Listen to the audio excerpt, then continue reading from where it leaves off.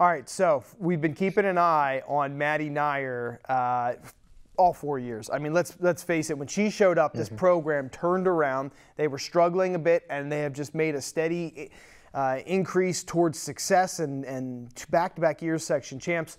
Let's look at where Maddie Knier sits in all-time Manheim Central history scoring-wise, because when you start to see the people that Maddie Knier is stacked up against, it is just incredible, you know, the conversation that she is in and potentially will be in once she's all said and done.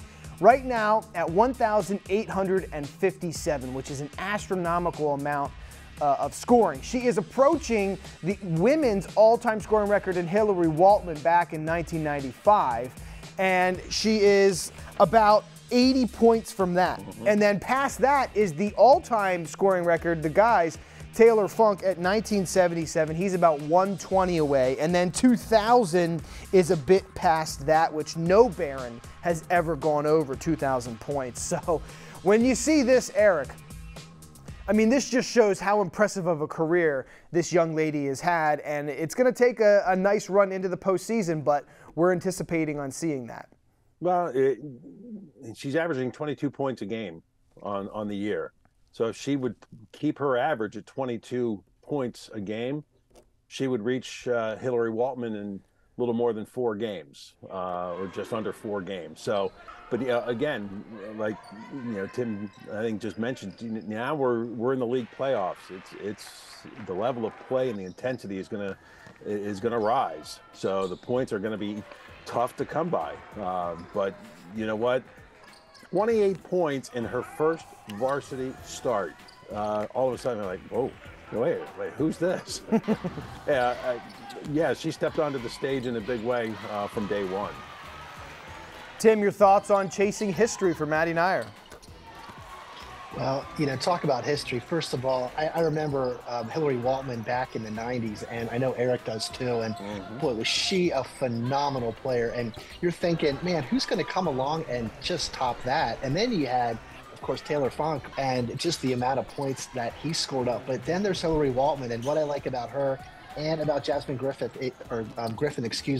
is that they make everybody on the court better. We just saw a good highlight package there. How many times did we see Hillary Waltman pass up the ball? And that's what she does. A lot of players on the defensive end will come to her. She spots that open player and gets that ball down there quickly. But this is a young woman who can just score from everywhere.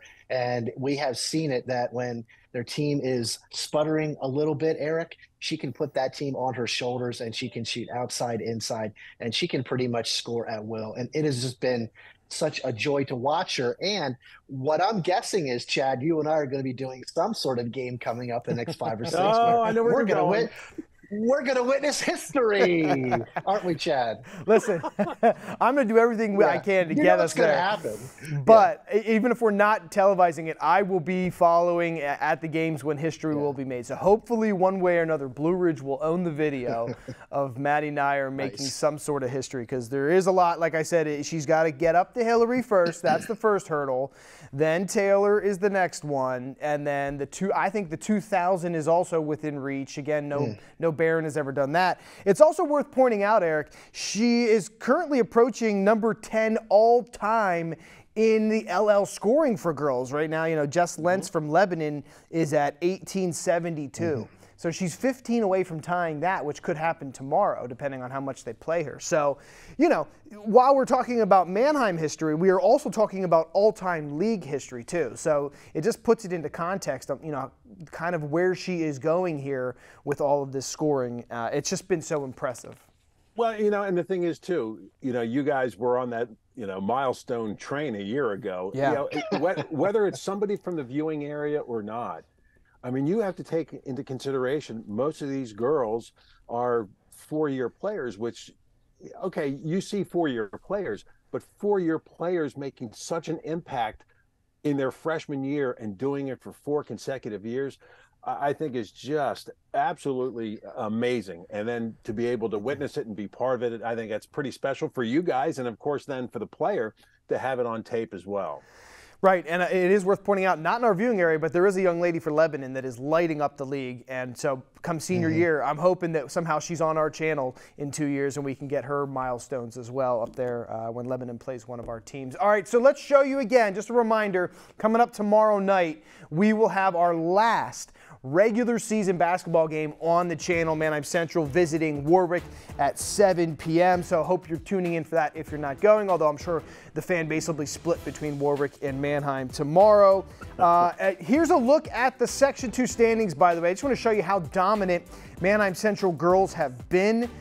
They have just been incredible this year, and to go 12-0, which is what they're trying to do tomorrow night, would just be a little bit of a cherry on top of the cake, as, you know, there it is, slowly but surely, 11-0, number one there. They've already clinched the section, so I mean, it's not in danger. Ephrata, with their win over Warwick last night, they have officially clinched the number 2 spot and Warwick in the 3rd. So that means both Ephrata and Manheim Central are going to the league playoffs. And we did look at the brackets.